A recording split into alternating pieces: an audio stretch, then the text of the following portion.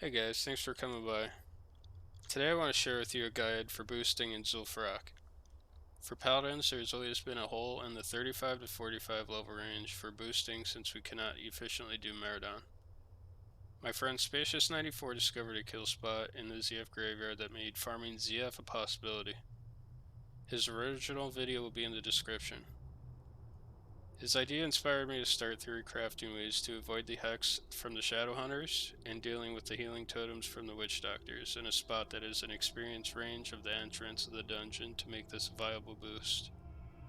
I will divide this guide into sections that will cover my recommended gear, talents, add-ons, and my pull route to achieve 275 mobs in about 14 minutes.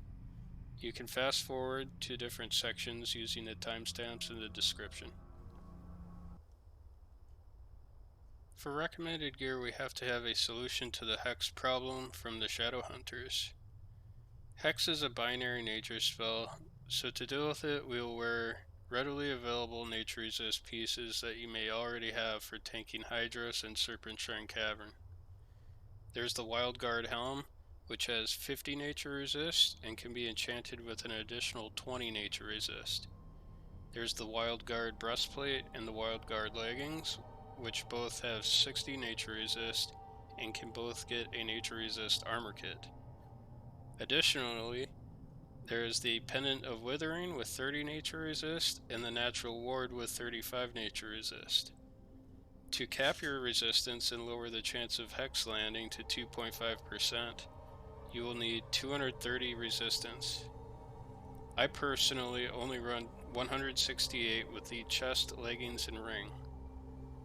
I run a PvP trinket in the situation that Hex actually lands in Skullflame Shield during the kill phase as a plan C, as it can heal you even if you are hexed. As with all Paladin boosts, Wrath of Cenarius and Figurine of the Colossus are staples.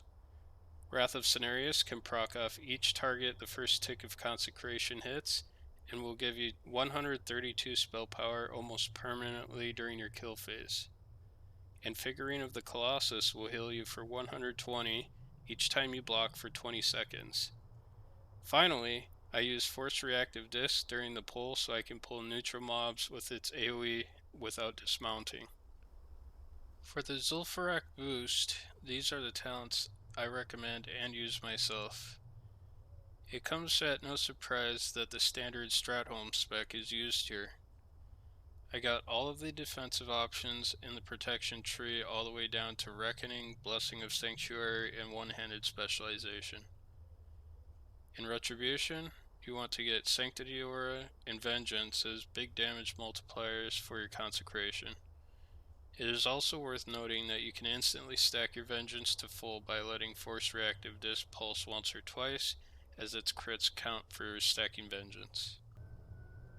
For add-ons, I use a plater profile called Hide Nameplate by Unit ID, which you can find on Wago.io. I use this to make it easier to see the healing totems. I added all of the mobs in Zul'Farrak to the list, so none of their nameplates show during the kill phase. It is also smart to disable your combat text here, or have another solution for it to not be spamming the middle of your screen. Leatrix Plus is my fast looting add-on. Under the system dropdown, make sure faster looting is enabled and bind your interact with mouse over to scroll wheel. This can be found under the targeting section.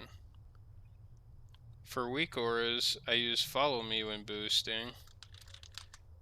It allows you to type follow in party chat, and the boosties will follow you if they also have the weak aura. Instance history shows a bar with your last hour of dungeons and can give you a good idea when you will be hitting lockout and when dungeons will be falling out of the hourly window. Alright, for the first pull we're going to ride up to the graveyard and get in proximity of the boss here, so all these graves, when you pop them, the zombies will run to the boss first before starting to hit you. This will make it easier for you to pop all these graves.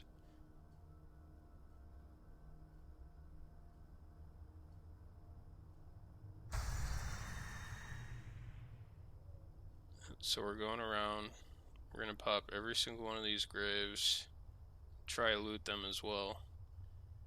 And we're going to jump up on the side here and reset all the mobs.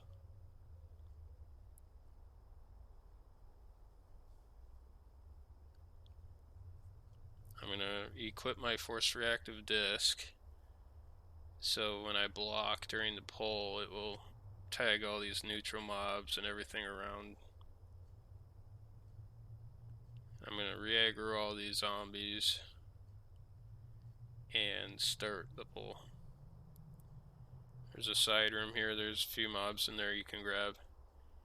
And I'm going to stop here in the scarab area and just walk all around and grab all these scarabs here.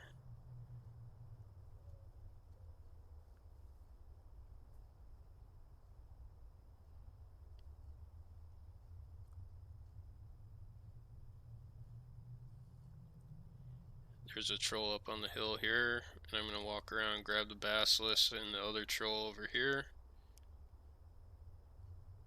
Go on the other side of the cave, and there's more mobs up here on the hill, as well as back here behind where the scarabs were.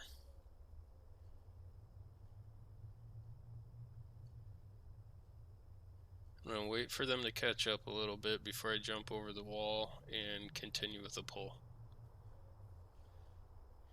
Grab the patrols and the one troll behind this wall. I'm going to gather everything around this camp. There's a couple trolls here and another basilisk behind the wall. The trolls by the wall, and the social aggro should pull everything that's in the camp. Run straight ahead using the social aggro and aggro everything around this fountain, and work towards the entrance to the dungeon. Now if you don't get everything here, it's okay, because we'll be coming back here again for the second pull. So I just grab what I can, but it's not important that you get everything here. I'm going to grab everything all the way up to the beginning of the entrance. And ride right through the pack. Grab these trolls and the basilisk and jump on the wall. Now you have to jump over the fire there. I use this wall as a line of sight to heal myself once. I'll let them all get up here. I jump down in this hole and use bubble to make it so all the range come down to me. They won't be doing ranged attacks if I'm bubbled. And I start spamming my consecrate totem stomp macro.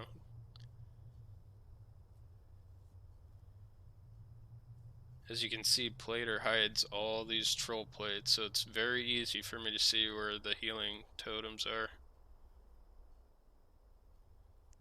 I didn't have to use my PvP trinket, so I stuck with FRD for the kill phase. If I had to use my PvP trinket, I would swap over to Skullflame Shield. And then I'm using my mouse over scroll wheel looting, and it's very fast looting.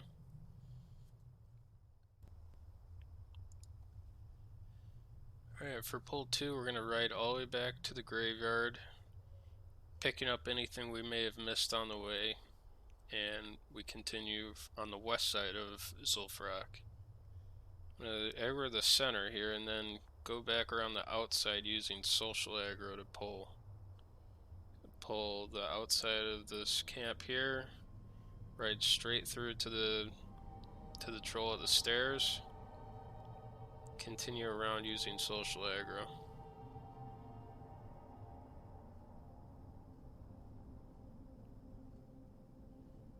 These paths that you pass should social.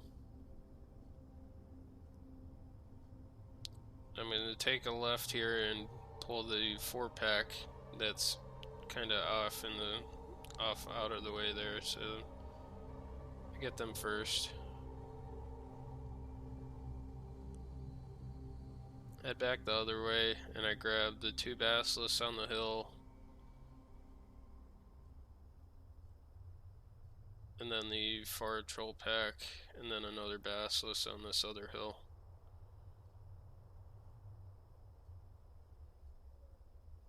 Keep riding around using the other trolls to pull for you.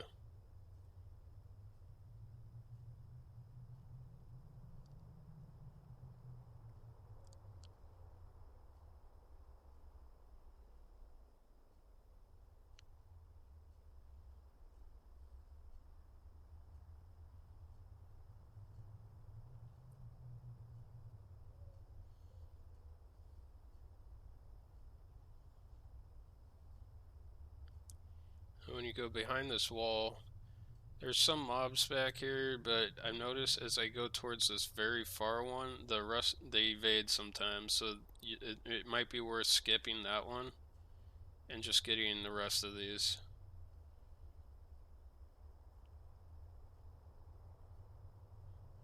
There's one more troll and basilisk back here, and then you can just jump over the wall. As you can see on this pull, these 2 reset, so I went and re-aggroed them.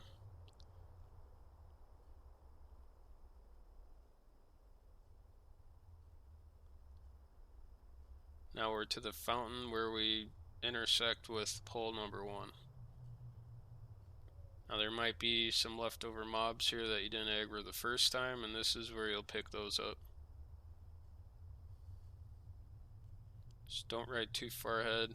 Make sure you got everything.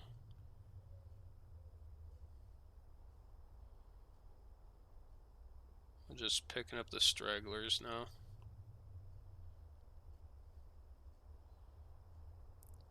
Now we do the same thing we did pull 1. We jump on top of the wall, over this fire, use the wall to LOS. Maybe hit yourself with a quick heal. And get your Seal of Wisdom going.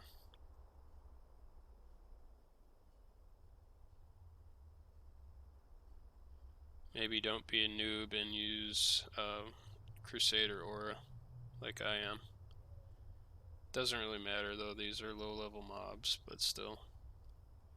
I'm going to start your consecration and your totem stomp macro here. It's very easy to see these totems if you use the plater profile and hide all these trolls.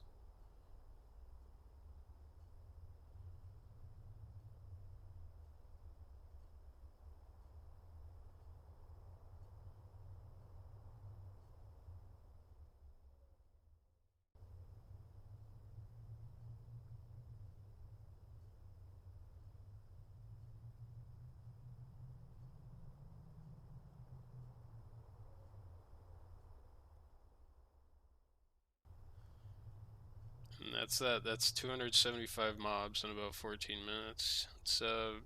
It works out to about, I'd say about a half level each run when I was boosting a solo level 35 through 45 here. And the experience scaled up in each level, and it still worked out to almost half a level each run. Well, that's about it, guys. I hope this video added another boost to your toolkit that you can use to fill that 35 to 45 bracket. The raw gold here is about 15 gold per clear, but it doesn't really compare to Stratholme. The big thing here is getting greens to disenchant for Vision Dust and Mage Weave. You can sell the Mage Weave as is, or you can craft it into the White Bandit masks and disenchant those for even more Vision Dust. Mostly the gold you'll be making is for boosting, and the rest is pretty auction house dependent based on your server. And that's about it, guys. I hope this helped you out. And if this helped you out, please hit the subscribe button, and I will catch you next time.